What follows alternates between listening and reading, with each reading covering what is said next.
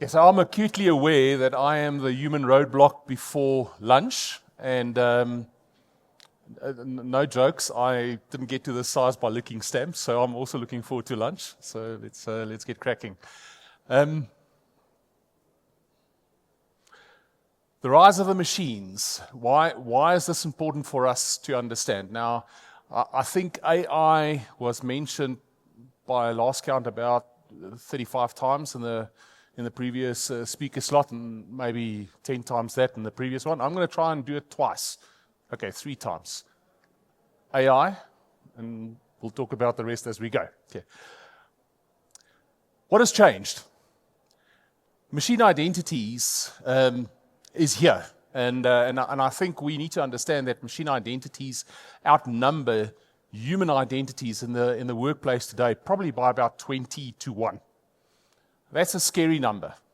And those machine identities are not just the normal laptops that we think of. It's not just the servers anymore. It's Kubernetes workloads. It is AI bots. And I think we need to understand that these need to be managed. These need to be trusted, because otherwise they will expose your environment, your go-to-market. A lot of the people that we spoke with today have said to us that the problems that they have is orchestrating these identities. And that means the discovery, the provisioning of these, the renewing, revoking the certificates that go with these trusted identities. And this is a problem not just from a scale perspective. I already said to you that it's a 1-in-20 ratio. But that's not just a scale issue. This also becomes a risk mitigation. We talk about outages. If you have a certificate that expires and your service drop, that becomes a problem for us. That becomes a problem for servicing our customers. It becomes an impact on our revenue streams. So we need to understand that the whole notion of what certificate lifecycle management tries to drive into our environment is key. It's not just about an outage. It's also a board issue. I think there are sort of 4 main pillars that drive these things for us. We're all aware of the unfortunate distrust of one of the certificate authorities in circa 2024, late 2024. Which quickly demanded us to look at some other authorities that we can use and that we can get our access or our certificates from. That's problematic if you do that in a manual fashion. If you have to quickly change shoes to go and run a new race, that becomes a problem if you don't have that process as an automated play. We've also seen that as part of that unfortunate distrust of a said certificate authority, I'm not going to drop names here, you can read it on the board. We've also seen that the requirement from various places are shortening those cycles. So let's go to 90 days. But already we're seeing that a lot of people are starting to talk about those certificates going down to 47 days. That's once every 6 weeks that we are looking at changing certificates potentially in the road going forward. The third pillar is the whole concept of, or the whole notion that's sitting in front of us as far as the post-quantum cryptography. Now, many of you were born post-1994, and now I'm not talking about our elections, I'm talking about a little thing called Y2K. Some of us who had hair, who've got no hair, got grey hair, clearly understands what happened with the whole Y2K thing. What we need to understand with 2029, 2030 coming at us is that this little landmark for us as far as the PQC is concerned is going to be a little bit more of a bump than what Y2K used to be and what we thought Y2K was going to be. So for all the youngsters sitting in the front here, you can go and read up on Y2K and understand what that was all about. The reality is that you need to start preparing for post-quantum cryptography now.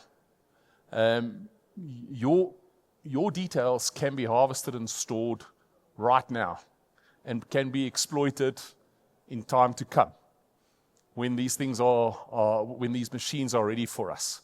And I think that is a clear indication that if you are not looking at a post-quantum cryptography strategy right now and how you're going to handle those things, best you start looking at it. The fourth pillar here is all around compliance. And I think in a world of being politically correct, these whole compliance mandates that come at us are there to protect our identities, our environments, but it's also to create control. And with control comes predictability. And I think the thought process around the likes of the NISTs and the likes of the GDPRs and PCI compliance, these things are all there to also protect us. And it's a key thing that drives how we need to cater for the machine identities. I say again, a lot of the conversations that we had this morning with a number of yourselves have spoken to some of the points that are on here. We've got limited visibility around our certificate authorities that we have. The manual labor that we have is problematic, the way in which we go about these things. Now, I go back to the point about every 6 weeks changing a certificate. Currently we are changing a certificate once a year.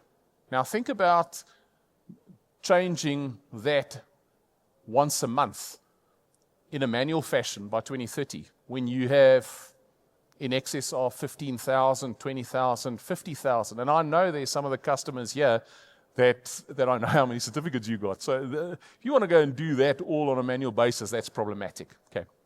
So we need to understand that this thing is going to grow with the advent of cloud, with the advent of containerization. And can I use it a fourth time? The advent of the agentic nature of AI, the requirements for us to drive out this management around certificates will be there for us to see. Now, this is not just theory.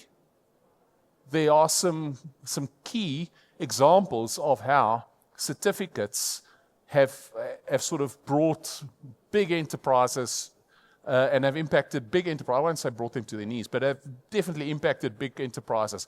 We ourselves have experienced it, and some of my colleagues that are sitting in here, sitting in the room with us, have experienced this at customers where we've done development and it's running in production, and all of a sudden there's no service. What's changed? Nothing has changed. After about 4 hours of war room, we find out that a cert expired and wasn't renewed, and that closed down a customer-facing service. So these things are real. In fact, there's a provider in the room here, again, I won't know their name, who specifically had an outage 2 years ago with an email service, let's leave it at that, because of a certificate that was exposed. So these are the type of things that I think we need to understand. It's not just us as customers, it's also suppliers that are sometimes part of this journey. I've got 1 minute and 49 left, so we'll get lunch to you as soon as possible. So certificate lifecycle is a complex thing. Let's not think it's just about getting a certificate and denoting it in a spreadsheet and understanding where I'm going to take it. It is complex. It's scattered. It is very important for us to understand that doing these manual steps is not going to fulfill what we need to do by 2029, 2030 when PQC is around. The risk is growing. The certificate volumes are growing, and this is across every enterprise and every use case that we have. Now, my little sales spiel, AppViewX, the one platform is indeed, we believe, the answer. It delivers a better way to orchestrate the identities in a proactive way to get you ready for crypto agility. Okay, We combine the visibility, automation, and continuous control in a single pane of glass, and we govern all of that through your entire environment. This talks specifically to how we handle compliance and drive value into that space. What I'm not going to go into this, very similar to the previous one, but what's very important to understand here is that the platform was built from the ground up for automation. Automation wasn't an afterthought. Therefore, we live the cloud-ready automation journey into your environment and deliver value in a constructive way. 10 minutes to go. Let's get this right. So for me, just to wrap up, and I think to summarize, it's very important that we are not trying to solve an IT problem here. We're actually solving a business value proposition here. We are providing a service that will try and reduce your outages. We are providing a service that will help you de-risk your compliance penalties, slash those manual works that you've got. And I think the beauty of this is this is not an exercise that happens over months. It's an exercise that we can help you within weeks. We're at number 1 stand as you come out of the door. If there's further questions, please come chat to us. And I hope you enjoy the lunch.